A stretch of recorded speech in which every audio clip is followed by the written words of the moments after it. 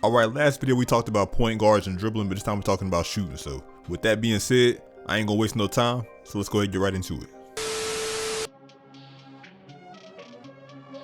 Now looking over at shooting, this is kind of big right here.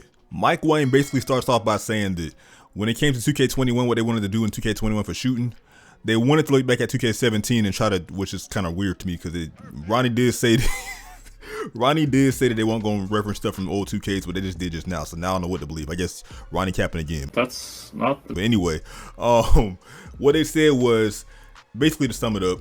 In 2K21, they're bringing the style of 2K17 back with shot aiming. Like in 2K17, when you would shoot, you had to aim when you shot. But the problem they said they had with 2K17 was that there was no feedback on shot aiming, thus making it unreliable. But they said for 2K21, when you shoot with the shot stick or the pro stick, whatever you want to call it, the shot meter changes from a timing bar to a targeting system. So instead of trying to stop the shot meter when you reach the perfect release window, you just adjust the pro stick in real time, by the way, to hit the ideal center aim point.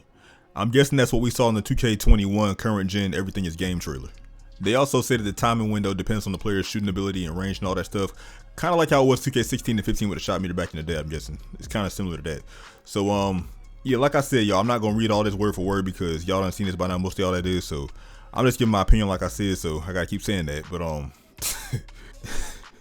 what I can get from this is it's kind of like 2K17, also how you get further and further on the three-point line, and then your little shot window would get smaller and smaller. So, that's basically what it's talking about. Now in 2K17, I hated shot aiming because there was no feedback, but also I ain't gonna lie, I hated shot aiming in general because I didn't feel like it was really fair because like you would just airball at like random times, and I don't really believe it was skill based at all. So now with this, hopefully it's more skill based. I mean, they said it's gonna be more feedback, but I don't know if that's gonna mean. Well, to me, skill based and feedback don't equal each other. You know what I'm saying? Like it's cool they're bringing feedback, but does that mean it's gonna be better when it comes to shooting with aiming? Like I want to know that. But anyway, oh yeah, and also they also said that, and thank God. Thank God, man. I made a whole video about this earlier, but they said that you can now have more of a skill gap with layups. So now if you shoot layups, there is a skill gap to layups. Mike Wayne, 2K, thank you. Thank you. There's actually a skill gap to layups now. Like, finally.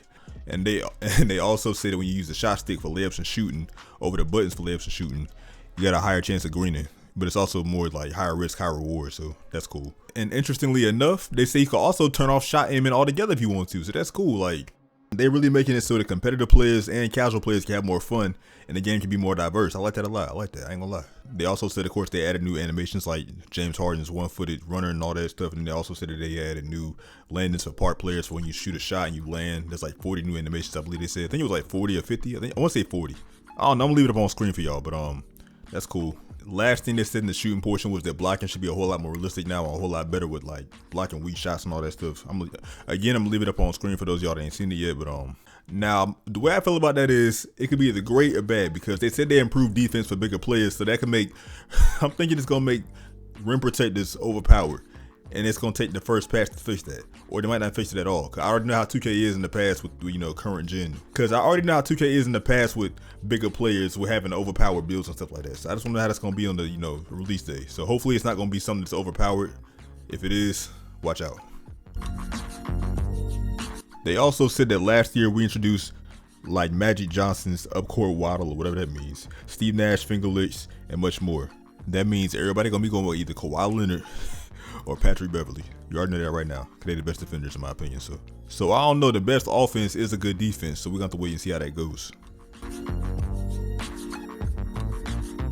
In the badge portion, all y'all need to know is that they removed the quick draw as a badge, so now it's in jump shot creator again.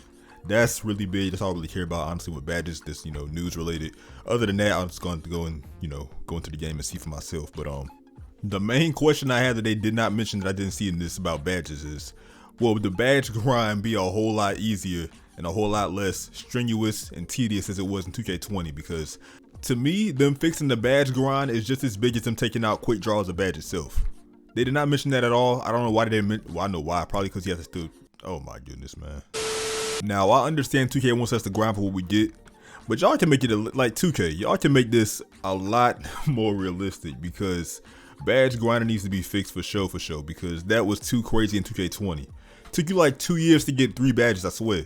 But hopefully more news comes out on that in the future. I hope they say they really decreased the badge grind because that was crazy, like I said. But Anyway, that's gonna do it for this video. If you enjoyed the video, leave a like down below.